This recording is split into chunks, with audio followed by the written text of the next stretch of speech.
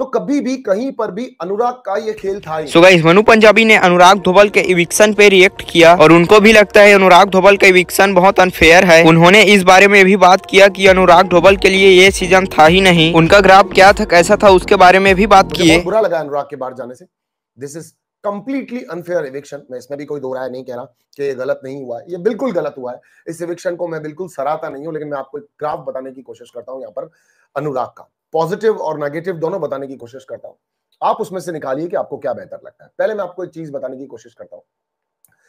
जिस दिन से अनुराग इस घर के अंदर आया उस दिन से उसकी कभी भी किसी से परमानेंट बॉन्ड और फ्रेंडशिप नहीं बन पाई। मनारा को छोड़ के, मनारा से उसकी थोड़ी बहुत दोस्ती थी, वो भी ऑन एंड ऑफ चलती थी। फिर चाहे वो तहलका के साथ रहा, वो विकी के ग्रुप में गया, ये कंडीशन आ गई कि वो यहाँ पर मुनव्वर फारूकी तक का दोस्त बन गया। कभी आयशा से लड़ता, कभी आयशा क्या, कभी वो वकील साहिबा से लड़ता, वकील साहिबा का दोस्त बन जाता, कभी तहलका, कभी अरुण। मतलब कभी भी वो एक फिक्स ग्रुप को लेके या फिक्स दोस्ती को लेकर के कहीं पर खड़ा नहीं हो पा रहा था। इस बीच बिग बॉस उसकी बिचिंग्स कंटिन्यू, मुनव्वर से उसकी बार से लगातार वाली एक मतलब प्री डिसाइडेड घृणा कि जो मैं सुन चुका हूं, तेरे शो जो कैंसिल हुए थे आज उसने इस तरह की बातें भी बोली।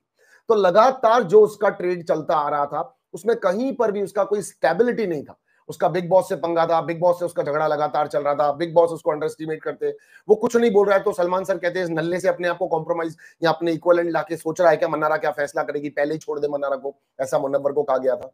तो कभी भी कहीं पर भी अनुराग का ये खेल था ही नहीं। जैसे समर्थ ने आज कहा कि तू दूसरे सीजन में तैयारी करके आना, तो ये सीजन उसके लिए था ही नहीं। अब ये सीजन उसके लिए नहीं था तो क्या नील भट्ट के लिए था, जो नील भट्ट से बिग बॉस ने 10 बार बात कर दी, कभी उसको संचालक बना दिया, कभी इज्जत दे दी। ये सीजन नील के लिए भी नहीं था, ये रिंकू जी के लिए भी नहीं था। यहां पर इन्होंने कंटिन्यूसली बहुत सारे इविक्शंस ऐसे किए जिनका कोई मतलब ही नहीं था। तहलका को गुद्दी पकड़ने पे बाहर निकाल दिया था और यहीं पर गुद्दी जो एक दो बार और पकड़ी गई उन पर लोगों को बाहर नहीं निकाला गया। बिग बॉस ने सारी चीजें अपने हिसाब से करने की कोशिश की, कभी भी उन्होंने कुछ फेयर करने की ट्राई नहीं